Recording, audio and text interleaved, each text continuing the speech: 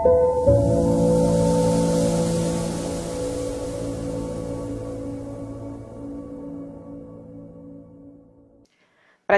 ప్రేక్షకులకు నమస్కారం. ఈనాటి మన సంభాషణ ముఖ్య అతిథి డాక్టర్ అఫ్సర్ మొహమ్మద్. కవి, అందరికీ సుపరిచితులు. ప్రత్యేకించి తెలుగు సాహిత్య ప్రపంచంలో అఫ్సర్ పేరు తెలియనటువంటి వాళ్ళు ఉండరు. తన మిత్రులు సీతారాము ప్రసేన్లతో కలిసి మొట్టమొదటి పుస్తకం రక్తస్పర్శ తీసుకొచ్చారు. ఆ తర్వాత అనేక కవిత్వ సంపుటాలు వచ్చాయి. అట్లానే జర్నలిస్ట్గా పనిచేశారు. ఇంగ్లీష్లో కవిత్వం రాశారు. ఇప్పుడు అంటే ఖమ్మం జిల్లా చింతకాని నుంచి మొదలైనటువంటి ప్రయాణము ఇప్పుడు అమెరికాలోని ఫిలడెల్ఫియా వరకు వెళ్ళింది. ఈ సుదీర్ఘ కాలంలో అనేక మలుపులు ఉన్నాయి. అఫ్సర్ సాహిత్య జీవితంలో కానీ, వ్యక్తిగత జీవితంలో కానీ, తర్వాత వృత్తిపరమైనటువంటి అధ్యాపకుడుగా తన జీవితంలో ఈ మలుపులన్నిటినీ తెలుసుకోవటం అనేటటువంటిది ఎంతో ఆసక్తికరమైనటువంటి విషయం. ఈ మధ్య కాలంలో అంటే రచన, కవిత్వము వీటన్నిటికీ మించి అఫ్సర్ ఒక పరిశోధనా రంగంలోకి కూడా వెళ్ళారు. ఈ పరిశోధన మామూలు పరిశోధన కాదు, చరిత్ర తవ్వకాల్లోకి వెళ్ళటం. చరిత్రలో ఏం జరిగింది, ఆ చరిత్ర నుంచి మనం తెలుసుకోవాల్సింది ఏంటి, ఏ అంశాలు ఆ చరిత్ర పరిశోధనలో బయటకు వస్తున్నాయి, వాటికి ప్రస్తుత రాజకీయాలకి ఉండేటటువంటి సంబంధం ఏంటి, ఇవన్నీ కూడా చాలా ముఖ్యమైనటువంటి ప్రశ్నలని తెలుగు సమాజం ముందు, అట్లానే తెలుగు సమాజం ఒక్కటే కాదు ప్రపంచ సమాజం ముందు కూడా వాటిని ముందుకు వస్తూ ఉన్నాయి ఆ ప్రశ్నలన్నీ కూడా. వీటిని అర్థం చేసుకోవటం అనేది చాలా ముఖ్యమైనటువంటి అంశం. వాటన్నిటి గురించి కూడా అంటే ఈ కవిత్వ ప్రయాణంలో, సాహిత్య ప్రయాణంలో తన అనుభవాలని ఏ విధంగా జరుగుతుంది, ఎట్లా మనం వాటిని తీసుకోవచ్చు, మనము వాటి నుంచి అర్థం చేసుకోవాల్సినటువంటి విషయాలని ఈరోజు మనం అఫ్సర్ గారితో మాట్లాడదాం. హలో అఫ్సర్. హలో అండి. అంటే మిమ్మల్ని పరిచయం చేయాలి అని అంటే ఒకదాంతో పరిచయం చేస్తే కుదరదు. జర్నలిస్ట్గా మొదలయ్యారు, అంతకుముందు యాక్టివిస్ట్గా ఉన్నారు స్టూడెంట్ డేస్లో, కవిగా ఉన్నారు, రచయితగా, అధ్యాపకుడుగా, యూనివర్సిటీలో పరిశోధకులుగా. ఈ ప్రయాణంలో మీ అనుభవాలు అంటే ముఖ్యమైనటువంటి కొన్ని ఘట్టాలని మీరు మాకు చెప్పండి. అంటే ఎక్కడి నుంచి మొదలు పెట్టాలి అన్నది చాలా పెద్ద సమస్య. ఎందుకంటే ఇది ఒక సుదీర్ఘమైన ప్రయాణమే కాకుండా అనేక రంగాలతో ముడిపడిన ప్రయాణం. కానీ విద్యార్థి రాజకీయాలతో మీరు ఆ విషయం ప్రస్తావించారు కాబట్టి విద్యార్థి రాజకీయాల దగ్గర మొదలు పెడతాము. అందరికీ తెలుసు, ఖమ్మం అంటే అభ్యుదయ, ప్రగతిశీల, విప్లవ రాజకీయాల కేంద్రం. అక్కడ అంటే చాలా ఉద్యమాలు, విద్యార్థి ఉద్యమాలు అక్కడ పుట్టాయి. ఆ ఉద్యమాల ప్రభావం పడని వాళ్ళు తక్కువగా ఉంటారు. కానీ కుటుంబంలో సహజంగా ఉన్న కమ్యూనిస్టు నేపథ్యం వల్ల నేను సహజంగా వాటి వైపు వెళ్ళాను. కానీ నేను చాలా మటుకు అంటే మార్క్సిస్టు సిద్ధాంత గ్రంథాలు, మార్క్సిస్టు సాహిత్యము, వాటితో పాటు మార్క్సిస్టు రాజకీయ శిక్షణ తరగతుల్లో కూడా వెళ్ళి సైద్ధాంతికంగా అంటే సాహిత్యానికి ముందే ఇదంతా జరిగింది. సాహిత్యం తర్వాత వచ్చింది. సాహిత్యంలో కూడా నేను ఎక్కువగా ఒక రకమైన అంటే ఆసక్తి ఎట్లా వచ్చింది సాహిత్యంలో మీకు? ముఖ్యంగా కుటుంబమే కారణం అంటాను నేను. అంటే కుటుంబంలో రెండు వైపులా కూడా సాహిత్య ఆసక్తి ఉండేది. కానీ అంతకంటే ఎక్కువగా ఖమ్మం జిల్లాలో మొదటి నుంచి ఉన్న సాహిత్య, రాజకీయ వాతావరణం, ఆ రెండు కలిసిన వాతావరణం నన్ను బాగా ప్రభావితం చేసింది. కమ్యూనిస్టు పార్టీ మహాసభలు జరిగేవి, దాంతోపాటు రచయితల సంఘం సభలు జరిగేవి, ప్రజానాట్య మండలి కార్యక్రమాలు జరిగేవి. ఇవన్నీ కూడా ఒక రకంగా గాఢంగా నన్ను ముందుకు తీసుకెళ్ళాయి. అంటే అప్పటి అంటే మీరు చదువుకుంటున్న సమయం అంటే 70s 80sలో ప్రధానమైన రాజకీయాలు ఎట్లా ఉండేవి? ప్రధానమైన రాజకీయాలు అంటే కాంగ్రెస్ పార్టీ ప్రధానంగా ఉండేది. కానీ ఖమ్మం జిల్లాకు సంబంధించినంత వరకు కమ్యూనిస్ట్ పార్టీ రాజకీయాలు బలంగా ఉండేవి. అంటే చాలా క్రియాశీలకంగా పనిచేస్తున్న సందర్భం అది. ప్రతి సమాజానికి కావాల్సిన ప్రతి అంశాన్ని కమ్యూనిస్ట్ పార్టీ ముందుకు తీసుకెళ్ళడం, ఎక్కువగా అంటే మైనారిటీలు, మహిళలు, అప్పుడు అంటే దళితులు అనే కేటగిరీ లేదు కానీ దళితులు వీళ్ళందరూ కూడా కలిసి కమ్యూనిస్ట్ పార్టీ వెనక పనిచేయడం అది చాలా ఉత్సాహపూరితంగా ఉండేది. ఓకే. సో మీ మీద ఆ ఇన్ఫ్లుయెన్స్ చాలా ఉంది. చాలా ఉంది. ఓకే. మీరు మొట్టమొదటి అంటే మీ కవిత ఇంగ్లీష్లో రాశారు. ఇంగ్లీష్లో అంటే రాయాలనే ఆసక్తి ఎట్లా? దీనికి చాలా పెద్ద కథ ఉంది. నేను 6వ తరగతి దాకా నేను పల్లెటూరులో చదువుకున్నా, చింతకారులో. 7వ తరగతి ఖమ్మం వచ్చాము మేము. ఖమ్మం వచ్చాక నన్ను ఇంగ్లీష్ మీడియంలో పడేశారు. అప్పటికి నాకు ఇంగ్లీష్లో ఒక అక్షరం ముక్క రాదు. చాలా బాధగా ఉండేది. అందరూ ఇంగ్లీషు చాలా బాగా మాట్లాడేవాళ్ళు. కాన్వెంట్ అది. అప్పుడు ఒక రకమైన బాధ, అంటే ఎందుకు నాకు ఈ భాష రాలేదు అనే బాధలోంచి ఒక ఆక్రోశం, దీని అంత చూడాలి, ఈ భాష అంత చూడాలి అని. కానీ నాకున్న ఒకే ఒక్క సాధనం ఏంటంటే కవిత్వాన్ని బట్టి పట్టడం.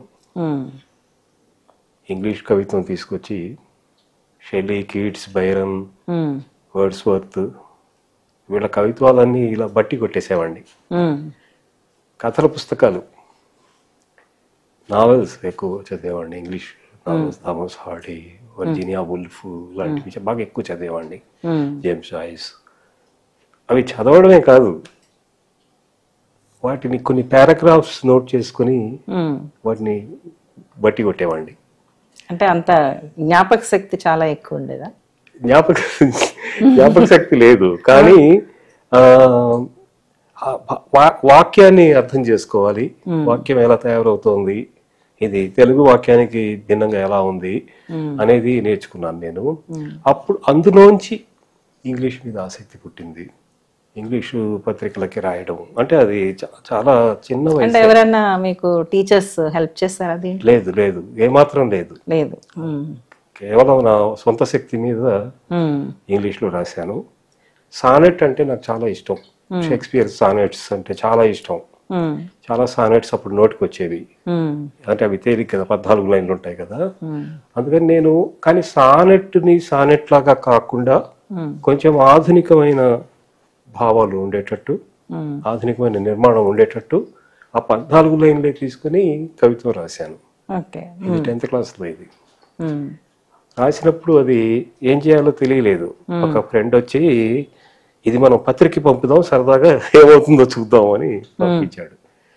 వాడు అది ఇల్లస్ట్రేటెడ్ వీక్లీ ఆఫ్ ఇండియాకి పంపాడు. బ్రిటిష్ నంది అప్పుడు ఎడిటర్ దానికి.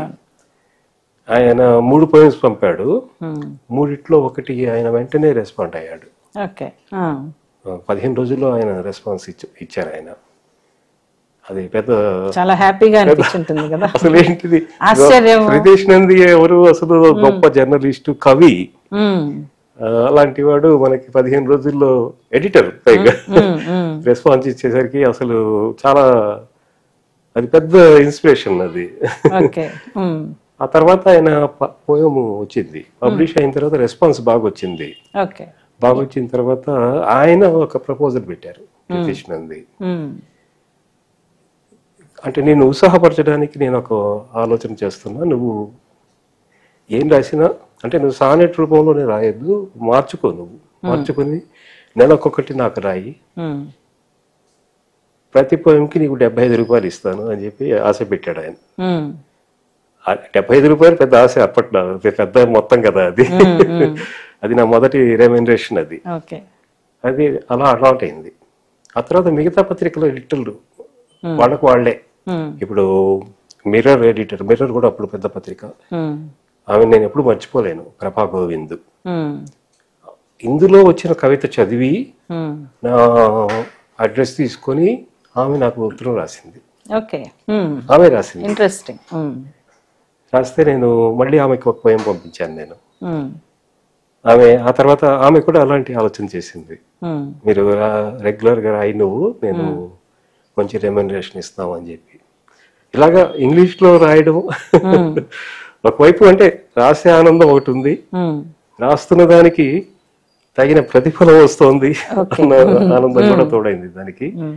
అందే ఊళ్ళో పెద్ద సంచలనం ఇది. అరే ఇంగ్లీష్ పత్రికలో మనవాడి ఇది వస్తుంది, అది పెద్ద సమాచారం న్యూస్. అది తెలుగులో కూడా రాస్తున్నారా అప్పుడు? లేదు, తెలుగు నేను చాలా ఆలస్యంగా మొదలు పెట్టాను నేను.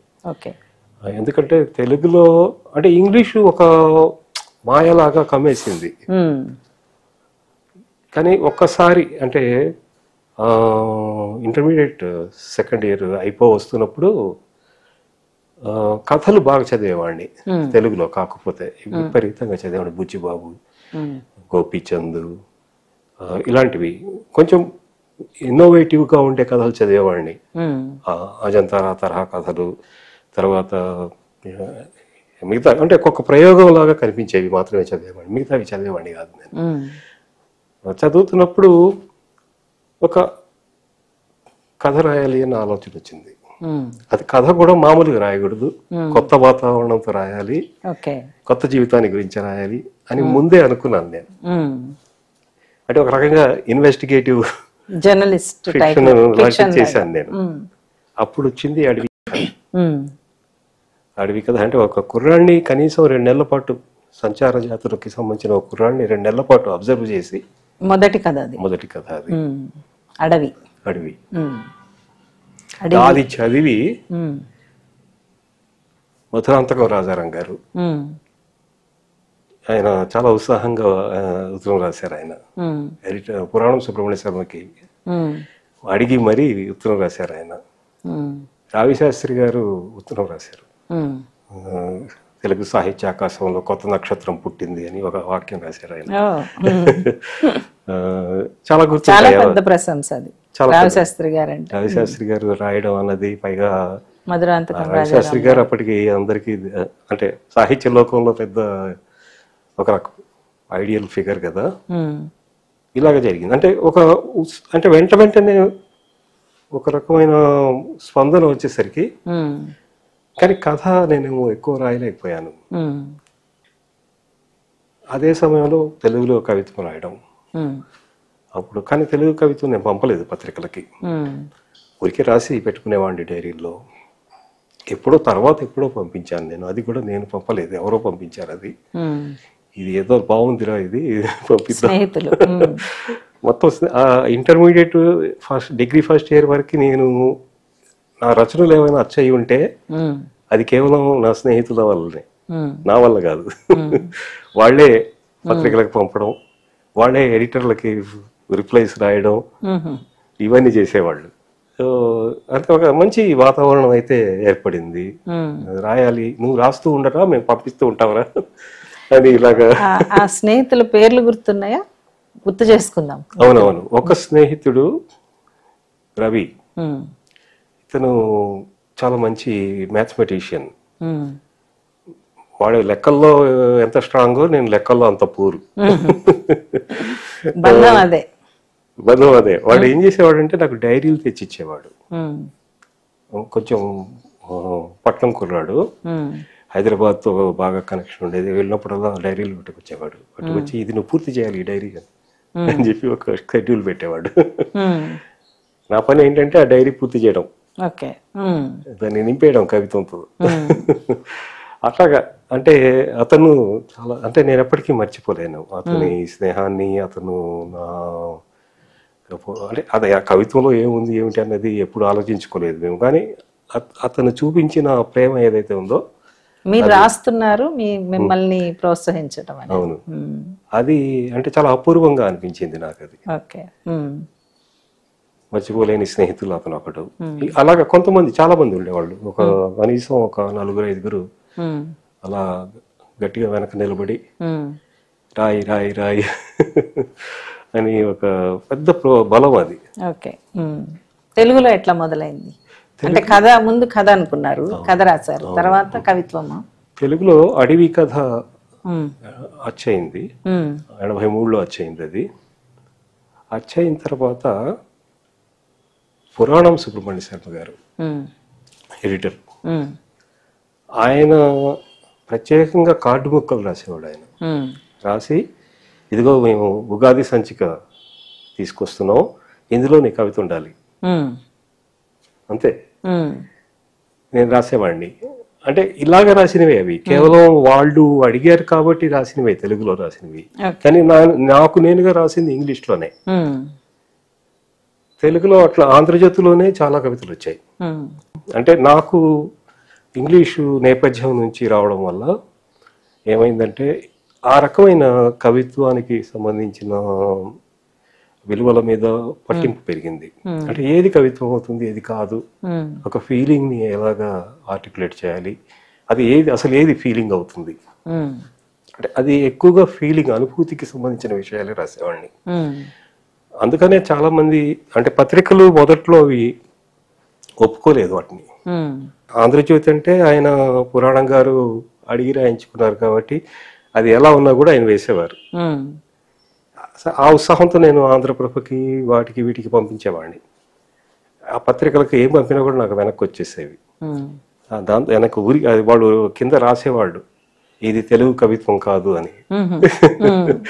అది అంటే కొంచెం హట్టింగ్గా అనిపించింది మొదట్లో. అంటే ఇది అంటే ఏది తెలుగు కవిత్వం అనే ప్రశ్న వస్తుంది కదా, అవును, అంటే అసలు తెలుగు అంటే ఏంటి అనే ప్రశ్న వస్తుంది. అది వెతుక్కోవడానికి చాలా టైం పట్టింది. ఉమ్, చాలా టైం పట్టి మళ్ళీ తెలుగు కవిత్వం చదువుకుంటూ, అది కూడా ఒక ప్రత్యేకమైన శైలి ఉన్న కవుల్ని మాత్రమే చదివేవాడిని నేను. ఉమ్, అందరూ శ్రీశ్రీని చదువుతున్నారు కాబట్టి పనిమాల నేను శ్రీశ్రీని చదవకుండా జాగ్రత్త పడేవాడిని. ఉమ్, ఇలాంటివి చేసేవాడిని. అజంతా చదివేవాడిని, మోహన్ ప్రసాద్ చదివేవాడిని, వైరాగి, ఉమ్, నారాయణ బాబు. ఇది అంటే మామూలు మెయిన్ స్ట్రీమ్లో ఎవరైతే ఉన్నారో వాళ్ళని పక్కన పెట్టేసి ఉమ్, మార్జిన్స్లో ఉన్న వాళ్ళ గురించి, ఒక రకమైన ప్రయోగం చేసిన వాళ్ళ గురించి ఎక్కువ పట్టించుకునేవాడిని. అవే పదే పదే చదివేవాడిని. ఇప్పుడు మీరు మీ స్నేహితులు సీతారాము ప్రసేన్తో కలిపి రక్తస్పర్శ రాశారు. అవును. అంటే ఒక ఉమ్మడిగా ఒక పుస్తకం, ఒక కవిత్వం రాయాలన్న ఆలోచన ఎలా వచ్చింది? అది నా ఆలోచన కాదు, సీతారాం ఆలోచన అది. అవునా? సీతారాం ఆ పుస్తకం అంటే సీతారాం చేసిన పని డైరీలో ఉన్న కవితలు తీసుకెళ్ళి ఒక దగ్గర పెట్టి ఇవి మనం బుక్గా వేస్తే బాగుంటుంది అని అన్నాడు. అట్లా సీతారాం ఏం చేశాడంటే నా పోయమ్స్ తనవి ప్లస్ ఎన్వి కలిపి తీసుకెళ్ళి విశ్వేశ్వరరావు గారికి ఇచ్చాడు విజయవాడలో శ్రీశ్రీ ప్రింటర్స్. అక్కడ ఆయన అది అక్కడ ప్రింట్ అయింది. నాకు ప్రింటింగ్ మీద ఆసక్తి ఎప్పుడు లేదు. అదే అలాంటి పని నేను చేయలేను. సీతారాము, శ్రీశ్రీ ప్రింటర్స్, విశ్వేశ్వరరావు గారు వాళ్ళ చొరవ వల్ల జరిగిందే తప్ప అచ్చుకి సంబంధించిన విషయాల్లో నేను చాలా అంటే అంత పట్టింపు లేదు నాకు. అచ్చు అయినా కాకపోయినా పర్వాలేదు, రాశాను అన్న తృప్తి ఒకటే నేను చూసుకునేవాడిని. కానీ ఈ పుస్తకం చాలా పేరు వచ్చింది కదా, అంటే ఒక ఉమ్మడి ప్రయత్నంగా చేసినటువంటి స్థూలంగా దానికి సంబంధించినటువంటి సబ్జెక్ట్ అంటే రక్తస్పర్శ తెలుస్తోంది. అవును. అంటే అది ఏం చేసిందంటే ఒక సమాంతరమైన కవిత్వాన్ని సృష్టించింది అది. అంటే అందరూ ఒకే పద్ధతిలో రాస్తున్నప్పుడు, ఒకే మూసలో రాస్తున్నప్పుడు కొంచెం ఎడంగా వెళ్ళి మామూలు విషయాల్ని తీసుకొని రాయడం, వాటికి సంబంధించిన అంటే ఉద్వేగాలు ఉంటాయి కదా, ఎమోషన్స్ ఉంటాయి కదా, వాటిని పట్టుకునే ప్రయత్నం చేసింది ఆ పుస్తకం, అందులో కవిత్వం. ఆ కారణంగానే దానికి ఎక్కువ గుర్తింపు వచ్చిందని నేను అనుకుంటున్నాను. అంటే రెండు శిల్పం సరే అది అంటే మీరు ఒక యంగ్ ఏజ్ లో ఉన్నటువంటి కవులు కూడా అంటే ఆ ఉద్వేగాన్ని పట్టుకోగలగడం. 80లో వచ్చిన మార్పులు ఏవైతే ఉన్నాయో అంటే చాలా మార్పులు వచ్చాయి 80లో. అందరూ రాస్తున్నారు, చాలా మంది రాస్తున్నారు, కానీ ఆ మార్పుల్ని గురించి రాసేవాళ్ళు ఎవరు లేరు. కాబట్టి మార్పుల గురించి రాస్తే బాగుంటుంది. అంటే ఈ మార్పుల్లో అన్ని మార్పులు ఉంటాయి, అంటే సామాజిక మార్పులు, ఆర్థిక మార్పులు, రాజకీయ మార్పులు, రెండు సాంస్కృతిక మార్పులు ముఖ్యంగా, రాజకీయ మార్పులు కూడా ఉన్నాయి. రాజకీయ కవితలు అంటే ఎలా ఉంటాయంటే అందులో ఇప్పుడు మొదటి కవిత అంతిమ స్పర్శ సర్వేశ్వర దయాళ్ సక్సేనా గురించి రాసింది. సర్వేశ్వర దయాళ్ సక్సేనాలో బలమైన రాజకీయ కోణం ఉంది. ఆ కోణం వల్లనే అతన్ని మనం ప్రేమించాం. మనం అక్కడ హిందీలో వాళ్ళకి ఎంత ముఖ్యమో సర్వేశ్వర దయాళ్ సక్సేనా తెలుగు వాళ్ళకి కూడా అంతే ముఖ్యమయ్యాడు. అలాగా ఆ కనెక్షన్స్ ఉన్న వాళ్ళని తీసుకొని రాయడం. తర్వాత మామూలు విషయాలు అంటే చాలా సహజంగా అనిపించే విషయాలు కొన్ని ఉంటాయి. అంటే ఒక విషయాన్ని మనం చూస్తున్నప్పుడు అంటే డెత్ సంబంధించిన ఫీలింగ్స్ చాలా ఉంటాయి అందులో. చాలా కవితలు డెత్ చుట్టూ ఉంటాయి అందులో. తర్వాత నాకు చాలా ఇష్టమైన విషయం ఎప్పుడు కూడా సంగీతం. మీకు ఇప్పుడు కూడా అంటే రక్తస్పర్శ నుంచి ఇప్పటిదాకా మొన్నొచ్చిన కవితా సంపుటి దాకా మీకు సంగీతం గురించి తప్పకుండా ఉంటుంది. కనీసం ఒక కవిత ఉంటుంది. అసలు సంగీతానికి సంబంధించిన కొన్ని కవితల్ని విడిగా ఒక సంపుటి చేయాలని ఇక్బాల్ చంద్ మా కజిన్ ఇప్పుడు కూడా గొడవ చేస్తుంటాడు. సైకిల్ పాటతో మొదలుపెట్టి శంషాద్ బేగం ఇవన్నీ కూడా, తర్వాత అమెరికన్ సంగీతం ఇవన్నీ కూడా. అది మరి వాడే చేస్తున్నాడు. ఎందుకంటే వాడికి చాలా ఇష్టం ఆ సంగీతం నేపథ్యంతో వచ్చిన కవిత్వం తీసుకురావాలని. రక్తస్పర్శ నుంచి యుద్ధం మధ్యలో నువ్వు అంతవరకు అంతఃసూత్రం ఏంటి వీటిలో? కొంచెం కష్టం. అది అంతఃసూత్రం ఒకటే ఉందని నేను అనుకోవట్లేదు. అంటే పలు అంతఃసూత్రాలు ఉండొచ్చు కదా? అనేక అంతఃసూత్రాలు ఉన్నాయి. ఎందుకంటే మౌలికంగా రక్తస్పర్శలో జరిగిన ప్రయత్నం కూడా అదే. అనేక అంతఃసూత్రాలు ఉంటాయి, అనేకత్వం అనేది ఉంటుంది. దాన్ని డిఫైన్ చేసే ప్రయత్నం అందులో అంటే అది ఆ సమయంలో ఆ అవగాహన లేదు మాకు. కానీ ఆ తర్వాత ఆలోచిస్తున్నప్పుడు ఇది కదా అనుకున్నాను నేను. కానీ నాకు సంబంధించినంత వరకు అంటే నాకేమనిపిస్తుందంటే నేను చాలా బలంగా రాజకీయ కవిని నా నేపథ్యం వల్ల. తర్వాత బాగా ఎక్స్పోజ్ అయిన విషయాలు కూడా రాజకీయ విషయాలే. మీకు ప్రతి సంపుటిలో అన్ని రాజకీయ ప్రశ్నలే. మీరు రక్తస్పర్శ తర్వాత ఇవాళ వచ్చింది 91లో. ఇవాళలో మీకు అన్ని రాజకీయ కవితలు ఉంటాయి. సఫ్దర్ హాష్మి గురించి ఉంటుంది, లేకపోతే శ్రీశ్రీ గురించి, శ్రీశ్రీకి ఎలిజీ ఉంటుంది అందులో. అది కూడా చాలా డిఫరెంట్ గా ఉంటుంది. అట్లా అంటే ఈ 86కి 90కి మధ్యలో జరిగిన ప్రతి రాజకీయ పరిణామాన్ని మీకు ఇవాళలో కనిపిస్తుంది. అంటే చాలా చిన్న రాజకీయ అంటే హింస ఒకటి, హింసోన్మత్తుల మధ్య అని ఒక పోయం ఉంటుంది అందులో. తర్వాత నాకు అంటే కొంచెం ఆ సమయంలో ఈ మహిళలపై హింస అంటే సంగీత పాటిల్ అని ఒక అమ్మాయిని చిత్రవద చేసి చంపేశారు. ఆ సంగీత పాటిల్ గురించి ఒక కవిత ఉంటుంది అందులో. గాంధీ గారి రెండో చంప కవిత శీర్షిక అది. అంటే కొంచెం ఇవాళ వచ్చేసరికి అంటే ఇవన్నీ పరిణామాలు చూస్తున్నప్పుడు, రాజకీయ పరిణామాలు, సమాజం మారుతున్న పరిణామాలు చూస్తున్నప్పుడు నాలో ఒక సెటైరికల్ డైమెన్షన్ కూడా వచ్చింది. అది మీకు ఇవాళలో కనిపిస్తుంది. సఫ్దర్ హాష్మి గురించి రాసిన కవిత అద్దంలో నెత్తుటి వరకు కానివ్వండి, ఇంకా చాలా ఉంటాయి. ఇది నా జాతీయ గీతం కాదు అని ఒక కవిత ఉంటుంది. చాలా మందికి అది నోటికి వచ్చేది ఆ రోజుల్లో.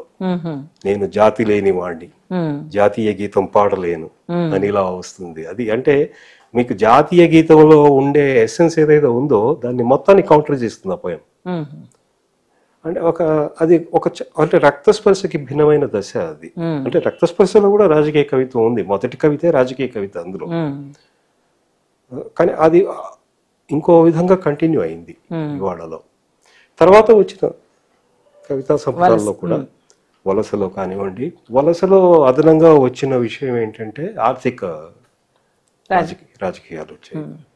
వలస వెళ్ళిపోవడాలు, పట్టణాలు, అర్బనైజేషన్ దాని ప్రభావం, ఈ ఇష్యూస్ అంటే కొంచెం ఎకానమీ, పొలిటికల్ ఎకానమీ గురించి మాట్లాడడం అందులో కనిపిస్తుంది మీకు.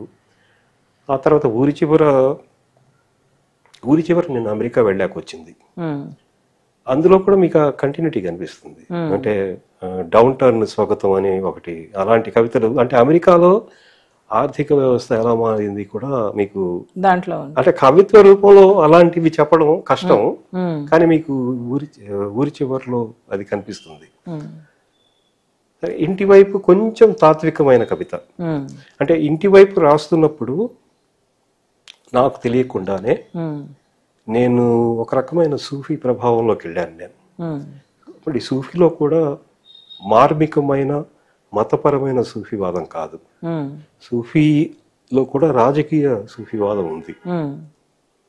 అది ఆ స్ట్రీమ్ ని పట్టుకొని కొంత కవిత్వం రాశాను. అంటే ఇల్లు అనేది ఒక గమ్యంగా తీసుకొని ప్రతి ప్రయాణం ఇంటి వైపు వెళ్తుంది అనే ఒక తాత్వికమైన చైతన్యంతో రాసిన కవిత. అంటే ఒక కొంచెం అంటే భిన్నంగా ఉంటుంది ఇంటి వైపు, అందుకే దాని మీద సమీక్షలు కూడా చాలా బాగా వచ్చాయి దాని మీద. ఓకే, మీ యుద్ధం మధ్యలో నువ్వు కవితా సంపుటి అంటే యుద్ధం అంటే మామూలుగా దేశాల మధ్య జరిగే యుద్ధాలు, ఆయుధాలతో జరిగే యుద్ధం అనుకుంటారు, కానీ ఈ యుద్ధం అలాంటిది కాదు అని అనిపిస్తుంది.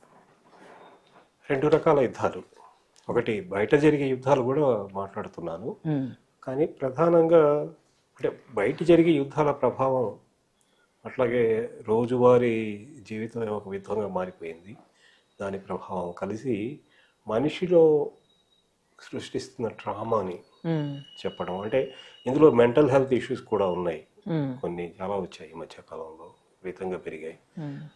అంటే 3-4 రకాల యుద్ధాలు మీకు కనిపిస్తాయి కవితల్లో కూడా. మీకు ఆ సైకలాజికల్ ట్రీట్మెంట్ అది నేను కొత్తగా చేసిన పని. అంతకుముందు ఆ సైకలాజికల్ డైమెన్షన్ నేను ఎక్కువగా తీసుకోలేదు పోయిటరీలో, కానీ ఇందులో అంటే నేను అంటున్న మాట కాదు, ఇది సమీక్షలు రాసిన వాళ్ళు తర్వాత పుస్తకం చదివిన వాళ్ళు అంటున్న మాట.